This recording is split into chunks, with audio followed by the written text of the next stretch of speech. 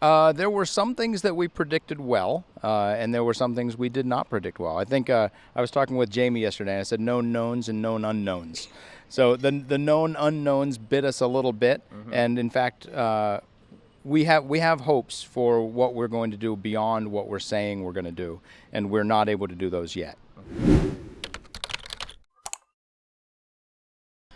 Alrighty guys, Johnny Disc Golf here at the 2019 Memorial Championships with coverage presented by OTB. I'm standing here with Tour Director of the Disc Golf Pro Tour, Steve Dodge. How you doing today, buddy? I'm doing great, Corey, and I'd like to shout out to OTB. They're a sponsor up on their hole 3. They look good. Yeah, I really like that they're getting involved. Danny Corbett over in Stockton, really good dude, and doing a lot of good things for the sport. So I think a lot of people, they have a lot of questions, and so I'm really excited that you're here and totally willing to answer them. Could you give us an insight into what we're looking at from a production standpoint here? We're getting a lot of rounds covered and a lot of live production, but we had a little snafu yesterday. How are we going to improve? Well, the first thing, hope there's an upstart called YouTube, and hopefully they'll get their act together and help us fix that. But seriously, that's kind of close. Yeah. It doesn't need to be that close? Yeah, like you're looking at an ice cream cone. That's what they tell you. I love ice cream. What were we saying? So the snafus of yesterday. So I think the camera operators maybe were a little more excited on the zoom, thinking we want to focus on the disc, and learning that we want to focus on the flight. That was a learning curve for them. From what I understand, the coverage today this is day 2, significantly better. Basically, every comment I've seen online is really positive, saying well done, good adjustments. Especially on the FPO side, because there is a stream this morning. That helps. Yeah. Yeah, I did see from the live broadcast in the morning to the afternoon significant improvements, and I did tune in for a few holes this morning, and you're right. I mean, we are seeing definite improvement from day to day. Now, one of the things that I did hear is that a lot of the camera guys had never actually shot disc golf before. Did you try and find people who had shot disc golf and were unsuccessful, or was this a plan from the beginning, maybe to bring some people outside of disc golf in? So the thinking that we had was I think it's easier to teach a camera operator to learn about how the flight of the disc works, as opposed to teaching a disc golfer how a camera works. So our thought all along was to get professional camera operators, and that's what we've done. And watching them focus on the disc and track it, I think they've nailed it very, very quickly. Okay. Did you guys maybe show them round coverage or live productions from the past to learn off and kind of base their style off of? Yeah, we definitely shared footage with them, and we went out and asked them independently to go out and shoot disc golf at their local courses. But that's going to be a whole different, shooting you or me playing a disc golf course and then coming out here and shooting Simon Lizotte or Paige Pierce is going to be a little bit different. Very different. So their disc might even fly faster than ours. So yeah, there was a definite learning curve on that first day, and I think it will only continue to improve. But they're doing a great job right now from all the comments I'm seeing. It's great. We had Seth. Did we get over 2,000 people? So on the women's live broadcast, we had over 2,000 people watching, which is a fantastic milestone. Great. And you were just talking to Seth Fenley, VP of Public Relations, standing right behind the camera. So, like you said, significant improvement. Are we going to see the same crew throughout the entire year, or what's the plan for that? So I'm going to guess that 4 of these people will be on the crew the entire season, and we'll find 2 local operators who we will teach and have them go. Okay. Yeah. One thing I saw that was really awesome on the live coverage was the graphics for specifically the hole flyovers. Right. I'm not sure if that kind of package was on other places in the live, but is that something you guys have focused on, improving the UDisc style graphics you had in the past? So we are using the UDisc graphics on the live broadcast, and what you're seeing on the flyover is part of the edited motion graphics that Craig Stenzel's put together with Chris Lundqvist. Okay. So that package is going to be seen in its entirety on the edited pieces that are in fact coming out right now. Okay. Yeah, I actually love that you just said that. The FPO edited is maybe a little bit behind schedule. An audacious attempt at 9 a.m. Eastern to get it up. You said it's uploading now, or is it? It's rendering now. Okay. And the men, from what I understand, are uploading or rendering now as well. Okay. Oh, great. Okay, so almost 2 at the same time. Well, we did the women's last night, and so the men we did this morning. Okay, sure.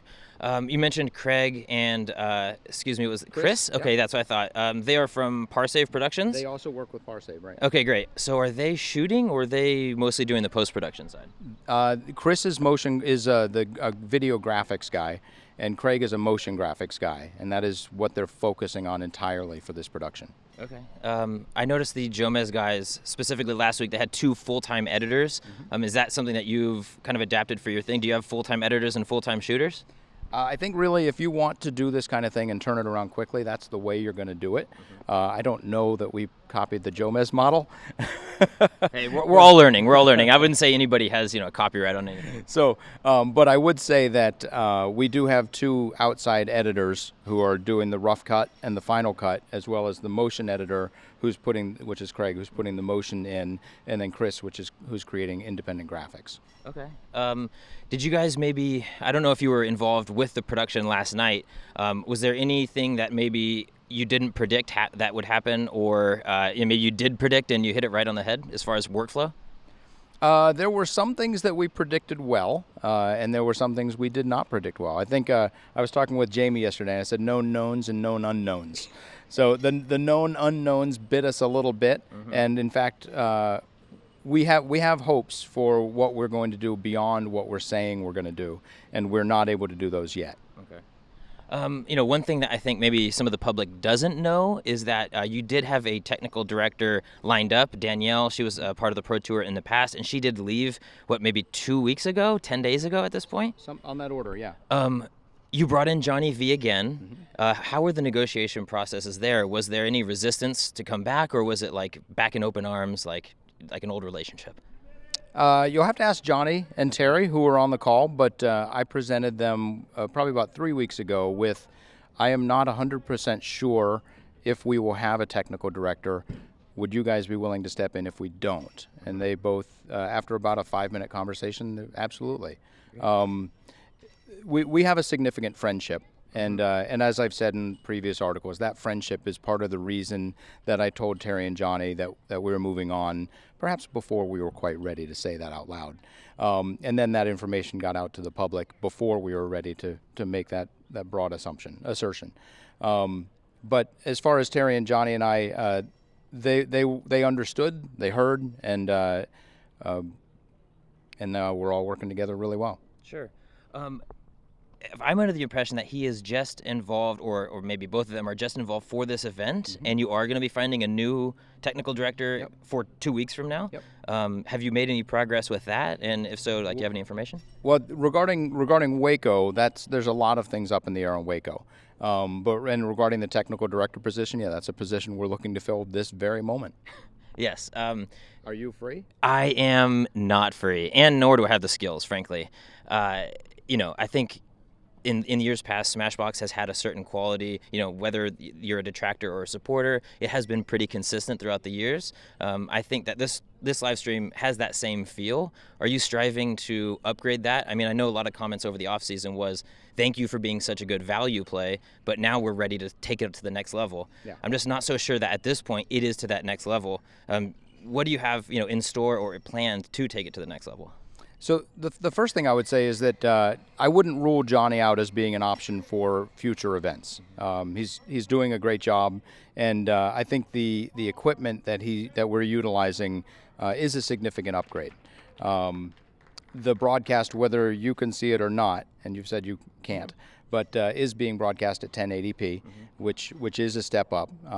It's actually theoretically being broadcast at 1080-60. So if your widescreen television can handle that, it should, and you have a good enough internet, because that obviously you have to be able to accept it, then you're going to see a fantastic crystal clear picture, which is what we're striving for. Additionally, we're consistently now bringing in shots from Chase Card, which is something that's a great addition. Something that we've never done before. There are additional things. You gotta walk before you can run, or in this case, maybe move before you can walk. But there are additional things that we are also hoping to improve along the way, and we're making really good strides to make those. Okay. Are you comfortable saying those out loud, or is this an under promise, over deliver scenario? Let's see. Whenever I say anything at all, does anybody ever hold me to it? I feel like the internet comments do, but in a real world, probably not. Probably not. Yeah. Yeah, so I'm not going to bother saying, but I will say that we will continue to strive to improve, and we're on exactly the path that we expected to be at this point. Okay. I didn't expect the issues with the stream yesterday morning, but there was, from what I understand, there was nothing we can do. Apparently, like people in Europe were able to watch the stream and it worked just fine, and people in most of the United States were not. Okay, that's interesting. It was very interesting. Yeah, maybe not predicted. One other thing that caught the public's attention was the bed sheet scenario behind Nate and Val. Do you care to comment? I mean, I know all of last year they had a Disc Golf Pro Tour banner behind them. How did that come to fruition, or not come to fruition, I guess? Well, we meant to have a 800 thread count sheet, and that was only 400. And it was obvious. It was it was obvious. And those stripes, it wasn't what we wanted to have up there. So we've asked them to go to Kohl's and get a higher end sheet, and that should be coming in soon. That's good. I know Marshall's generally doesn't have the thread count you're looking for, so that's a good suggestion on your end. They do, but it's not consistent. Sometimes it's there, sometimes it's not. Yeah. Now, does the Pro Tour have the budget for Bed Bath & Beyond? Because that seems to me the penultimate of bed sheet apparel. Now that question almost hurts my feelings, Corey. Well, I'm sorry for that. And I know you have a lot of things to do today, so I want to get you out of here by giving you a chance to say anything you want to the public, the people at home. What do you have to say to your detractors, your supporters, anything on your mind? Well, first of all, I'd say thank you very much for watching this. I think you're doing an amazing job. One-man crew, working both sides of the camera. It's pretty amazing to watch, and the pieces that you put together are very well edited, and it's fantastic to watch. People see your stuff, get excited about watching our stuff, and hopefully vice versa. That's the goal. So that's exactly the goal. We're building a really good synergy here, and I like that a lot. Regarding anybody who would want to be a detractor, I mean, if you want to watch, go ahead. If you don't want to watch, don't. Our focus right now is making sure that we present the players with a stage on which that they can perform and make a living. That's our sole goal. In order to do that, we have to represent the events well. We have to represent the title sponsors well, the PDGA well, and even the Pro Tour well. We have to make sure that across all media, all of these people are represented and understood. And if that didn't happen, then these events wouldn't happen. And I don't know what kind of company is going to put $20,000 into an event so that a company putting $3,000 in can get more coverage. That model is not sustainable, and we just need to make sure that that we're all making sure to thank the people that make this event possible. Cool. Well, Steve, I really do honestly appreciate you taking the time to come on, answer a few questions. I know there has been a lot, on the internet over the past few days. So I want to wish you the best of luck, and I'm looking for this to improve day after day. Thank you so much for your time. What I'd ask you, yes, I would like to ask you, let's talk again on Sunday and see how we did. I would love that, and I'm going to hold you to it because I know you've kind of ditched me a couple times trying to get this interview. So for all of you at home, stay tuned to all coverage from the Memorial Championships and all coverage of disc golf on my YouTube channel. Thank you so much for watching that interview. If you have it in you, check out my Patreon at patreon.com/JohnnyDiscGolf. And if not, make sure to check out Only the Best Discs at otbdiscs.com. They've got the firmness and flatness of every disc listed, as well as all of your favorite pros' signature series. So make sure to check them out.